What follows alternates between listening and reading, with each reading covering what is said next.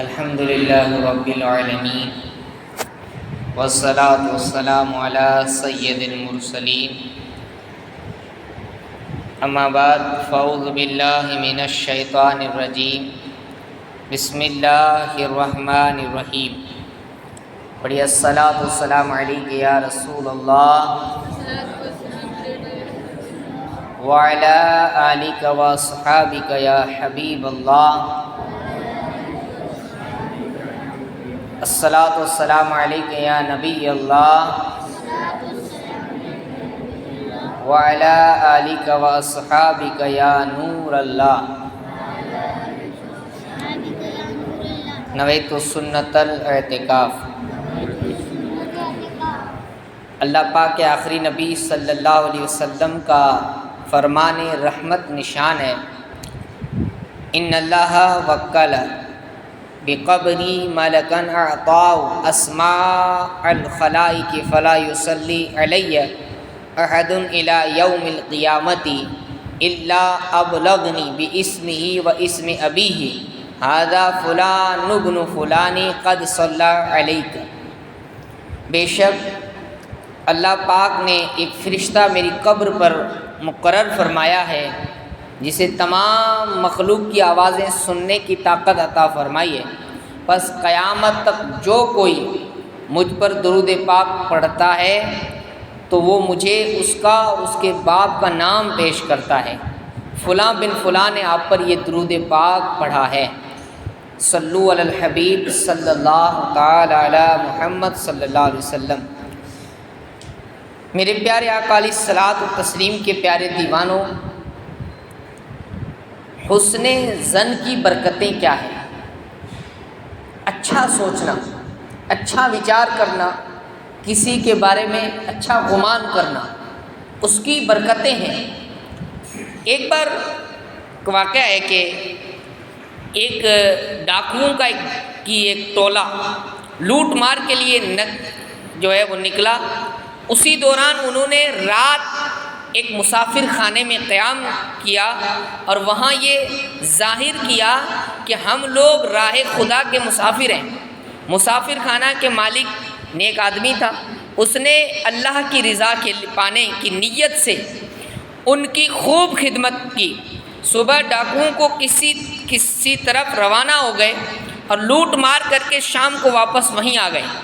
گزشتہ سب مسافر خانے والے کہ جس لڑکے کو انہوں نے چلنے پھرنے سے معذور دیکھا تھا، وہ آج بلا کل والا معذور جو ہے کل والا معذور لڑکا، اس نے بڑے احترام سے جواب دیا۔ یعنی جو کل جب ڈاکو آئے انہوں نے جس لڑکے کو معذور دیکھا تھا، جب دوسری شب پلٹ کر کے آئے تو کیا دیکھا کہ وہی صحیح ہے، اس کی معذوریت ختم ہو چکی ہے۔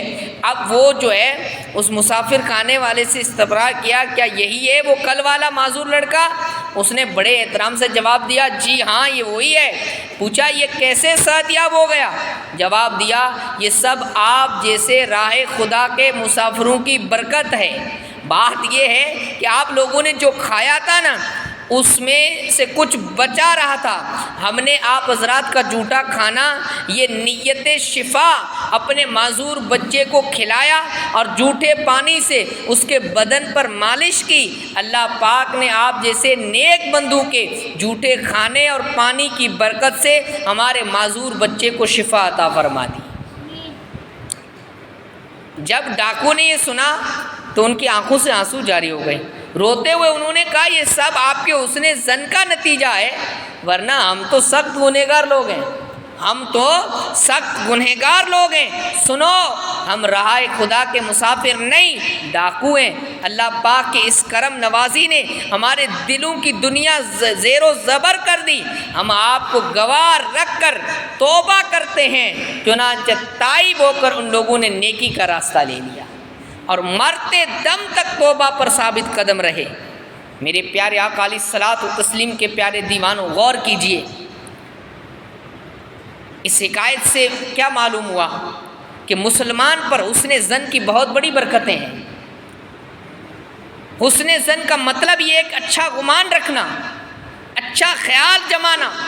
مثلاً فلاں شخص بہت نیک ہے، میرے مرشد اللہ پاک کے ولی ہیں، میرے نگران جو ہے فلاں نیک انسان ہے، میرے جو ہے فلاں پڑوسی بہت بڑا نیک ہے، اس طریقے کا حسن ظن رکھنا چاہیے ہمیں۔ میرے پیارے آقا علیہ الصلوۃ والتسلیم کے پیارے دیوانوں، مسافر خانے کے مالک نے ڈاکوؤں کی جماعت سے حسن ظن رکھنے، ان کی خوب خدمت کی اور ان کا جھوٹا کھانا بطور تبرک اپنے معذور بچے کو کھلایا اور ان کا جھوٹا پانی اپنے معذور بچے کے بدن پر ملا، تو اللہ پاک نے حسن ظن کی برکت سے اس معذور بچے کو شفا عطا فرما دی۔ یہ حسن ظن ہی کی برکت تھی کہ ڈاکو کا گروہ بھی توبہ کر کے نیکی کے راستے پر چل پڑا، ثابت قدم رہا۔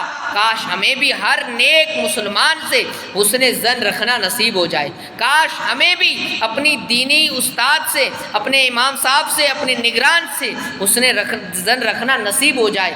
میرے پیارے آقا علیہ الصلوۃ والتسلیم کے پیارے دیوانوں، چونکہ ہمیں یہ نہیں معلوم کہ کون شخص اللہ پاک کا ولی ہے، اس کا مقرب بندہ ہے، اس لیے ہمیں ہر ایک مسلمان بھائی کے جھوٹے کی قدر کرنی چاہیے۔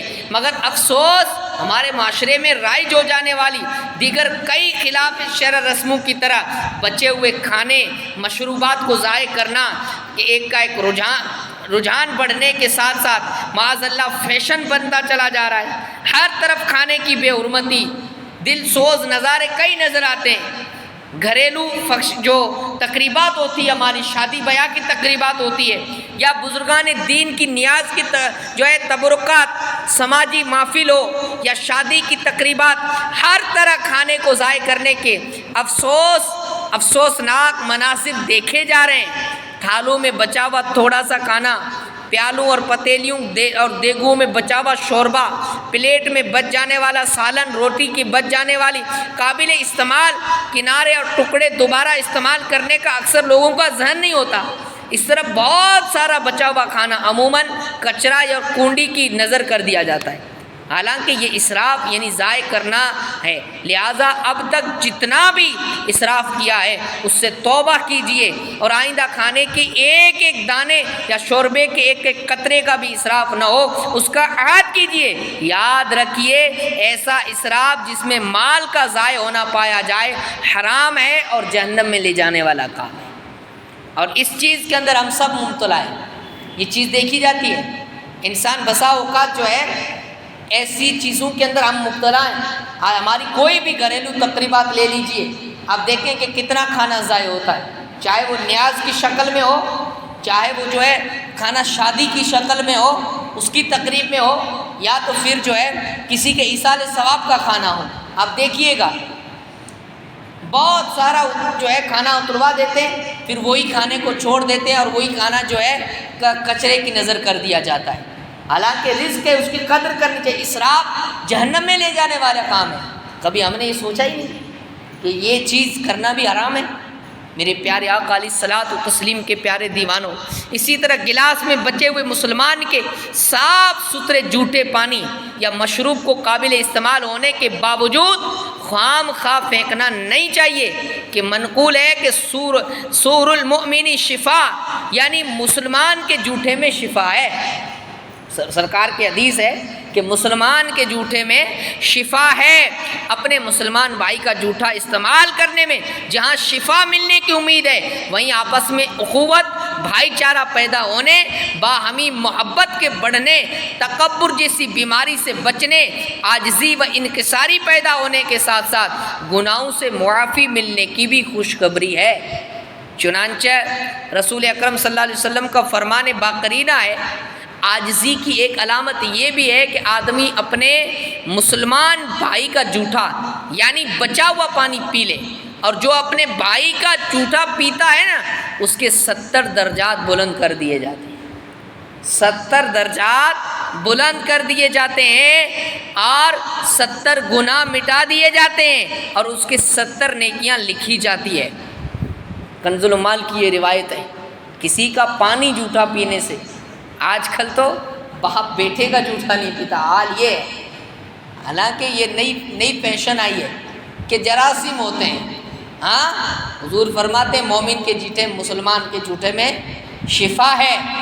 آج کل نئی ٹیکنالوجی، جراثیم ہوتے ہیں، پھینک دیتے ہیں، ہاں، حالانکہ کتنا فائدہ ہے کہ 70 درجات بلند ہوتے ہیں، 70 جو ہے گناہ مٹا دیے جاتے ہیں، یہ کتنا بڑا فائدہ ہوا۔ جراثیم ہوتے تو پھر جو ہے ہرگز رسول محتشم نہیں فرماتے۔ میرے پیارے آقا علیہ الصلوۃ والتسلیم کے پیارے دیوانوں، مسلمان بھائی کا جھوٹا یعنی بچا ہوا پانی پی لینا عاجزی کی علامت ہے۔ مسلمان بھائی کا جھوٹا یعنی بچا ہوا پانی پی لینا 70 درجات کی بلندی کا سبب ہے۔ مسلمان بھائی کا جھوٹا یعنی بچا ہوا پانی پی لینا 70 گناہوں کو مٹا دی جانے کا سبب ہے۔ مسلمان بھائی کا جھوٹا یعنی بچا ہوا پانی پی لینا 70 نیکیوں کے لکھے جانے کا سبب ہے۔ کتنی بڑی بات ہے۔ حضرت خالد بن ایوب رحمۃ اللہ علیہ فرماتے ہیں کہ بنی اسرائیل کے ایک عابد نے پہاڑ کی چوٹی پر 60 سال تک اللہ کی عبادت کی۔ ایک رات اس نے خواب میں دیکھا کہ کوئی کہنے والا کہہ رہا ہے کہ فلاں موچی تجھ سے زیادہ عبادت گزار ہے، اس کا مرتبہ تجھ سے زیادہ ہے۔ جب وہ عابد نیند سے بیدار ہوا نا تو خواب کے بارے میں سوچا، پھر خود ہی کہنے لگا یہ تو محض خواب ہے، اس کا کیا اعتبار، لہذا اس نے خواب کی طرف توجہ نہ دی۔ کچھ عرصے کے بعد اسے پھر اسی طرح خواب میں کہا گیا فلاں موچی تجھ سے افضل ہے، مگر اب کی بار بھی اس نے خواب کی طرف کوئی توجہ نہ دی۔ تیسری مرتبہ پھر اسے خواب میں اسی طرح کہا گیا۔ بارہا خواب میں جب اسے موچی کی فضیلت کے بارے میں بتایا گیا نا تو وہ پہاڑ سے اترا اور اس موچی کے پاس پہنچا۔ موچی نے جب اسے دیکھا تو اپنا کام چھوڑ کر تعظیماً کھڑا ہو گیا اور بڑی عقیدت سے اس عابد کے دست بوسی کی کرنے لگا اور پھر عرض گزار ہوا حضور آپ کو کس چیز نے عبادت خانے سے نکلنے پر مجبور کیا؟ وہ عابد کہنے لگا میں تیری وجہ سے یہاں آیا ہوں، مجھے بتایا گیا کہ اللہ پاک کی بارگاہ میں تیرا رتبہ مجھ سے زیادہ ہے، اس وجہ سے میں تیری زیارت کرنے آیا ہوں، مجھے بتا وہ کون سا عمل ہے جس کی وجہ سے تجھے اللہ پاک کی بارگاہ میں اعلیٰ مقام حاصل ہے۔ وہ موچی خاموش رہا، گویا وہ اپنے عمل کے بارے میں بتانے سے ہچکچاہٹ محسوس کر رہا تھا۔ پھر کہنے لگا میرا تو کوئی خاص عمل نہیں، ہاں اتنا ضرور ہے کہ میں سارا دن رزق حلال کمانے میں مشغول رہتا ہوں۔ موچی کہتے ہیں جوتا سلنے والے کو کہ میں سارا دن جو ہے رزق حلال کمانے میں مشغول رہتا ہوں اور حرام مال سے بچتا ہوں، پھر اللہ پاک مجھے سارے دن میں جتنا رزق عطا فرماتا ہے میں اس میں سے آدھا اس کی راہ میں صدقہ کر دیتا ہوں اور آدھا اپنے اہل و عیال پر خرچ کرتا ہوں۔ دوسرا عمل یہ ہے کہ میں کثرت سے روزے رکھتا ہوں، اس کے علاوہ کوئی اور چیز میرے اندر ایسی نہیں جو باعث فضیلت ہو۔ یہ سن کر عابد اس نیک موچی کے پاس سے چلا گیا، دوبارہ عبادت میں مشغول ہو گیا۔ کچھ عرصے کے بعد پھر اسے خواب میں کہا گیا اس موچی سے پوچھو کہ کس چیز کے خوف نے تمہارا چہرہ زرد کر دیا ہے، غور کیجئے گا۔ پھر بتایا گیا زرد کر دیا ہے۔ چنانچہ وہ عابد دوبارہ موچی کے پاس آیا اور اس سے پوچھا تمہارا چہرہ زرد کیوں ہے، آخر تمہیں کس چیز کا خوف دامنگیر ہے؟ موچی نے جواب دیا جب بھی کسی شخص کو دیکھتا ہوں نا تو مجھے یہ گمان ہوتا ہے کہ یہ شخص مجھ سے اچھا ہے، یہ جنتی ہے اور میں جہنم کے لائق ہوں۔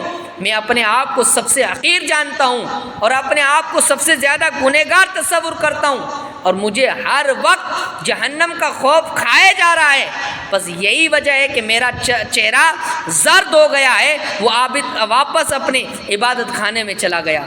حضرت خالد بن ایوب فرماتے ہیں کہ اس موچی کی عبادت گزار شخص پر اس لیے فضیلت دی گئی کہ وہ دوسروں کے مقابلے میں اپنے آپ کو حقیر سمجھتا تھا اور اپنے علاوہ سب کو جنتی سمجھتا تھا۔ یعنی اپنے آپ کو آج تو کیسا ہے کہ میں ہی سب کچھ ہوں، میرے علاوہ کوئی نہیں، مجھے جیسا بولنا آتا ہے ایسا کوئی نہیں بولتا، میرے جیسا عقل مند کوئی نہیں ہے۔ یہ غلط سوچ ہے۔ ہاں یہ میں جو ہے یہ میں انسان کو برباد کر دیتا ہے۔ ہاں جب انسان وہ دیکھیں نا ایک موچی جب اس نے حقیر اپنے آپ کو اتنا گرایا تو اللہ نے اس کو کتنا بلند فرمایا کہ عابدوں کے خواب میں بتایا گیا کہ وہ جو ہے تجھ سے زیادہ نیک ہے۔ یہ اللہ کی بارگاہ میں جھکنے کی سعادتیں ہیں۔ اللہ پاک ہم سب کو جو ہے نیک عمل کرنے کی توفیق عطا فرمائے کہ پہاڑ کی چوٹی پر 60 سال تک اللہ پاک کی عبادت کرنے والے عابد سے بڑھ کر، ایک موچی کو اس سے بڑھ کر عبادت گزار اور بڑا مقام حاصل ہوا۔ اس نیک اور صالح موچی کی خصوصیات کیا تھی؟ وہ سارا دن رزق حلال کماتا، حرام سے بچتا، اور پھر آدھا مال رائے خدا میں صدقہ کر دیتا۔ دوسرا عمل اس نیک اور صالح موچی کا یہ تھا کہ کثرت سے روزے رکھتا، اور خاص طور پر وہ عمل کہ جس کی بنا پر اس نیک اور صالح موچی کو 60 سال تک اللہ پاک کی عبادت کرنے والے عابد سے بڑھ کر مقام حاصل ہوا، وہ خاص عمل یہ تھا کہ وہ سب سے حسن ظن رکھتا اور سب کو اپنے سے بہتر جانتا، اپنے علاوہ سب کو جنتی سمجھتا، اور خود اس کی اپنی کیفیت یہ تھی کہ جہنم کے خوف سے اس کا چہرہ زرد ہو گیا تھا۔ یاد رکھیے، حسن ظن ایک عمدہ عبادت ہے۔ سینے میں دھڑکنے والوں دل بھی ہمارے نامہ اعمال میں نیکیوں کے اضافے کا سبب بنے گا یا گناہوں کی ترقی میں برابر کا شریک ہوگا۔ جب میدان محشر میں ہاتھ پاؤں آنکھ کان وغیرہ سے حساب لیا جائے گا تو یہ دل بھی ان اعضاء کے ساتھ شریک ہوگا۔ اگر مسلمانوں سے حسن ظن رکھیں گے تو یہ دل ہمارے لیے نیکیوں میں اضافے کا سبب بنے گا۔ اللہ پاک ہم کو جو ہے نیک عمل کرنے کی توفیق عطا فرمائے۔ اپنے حبیب محترم صلی اللہ علیہ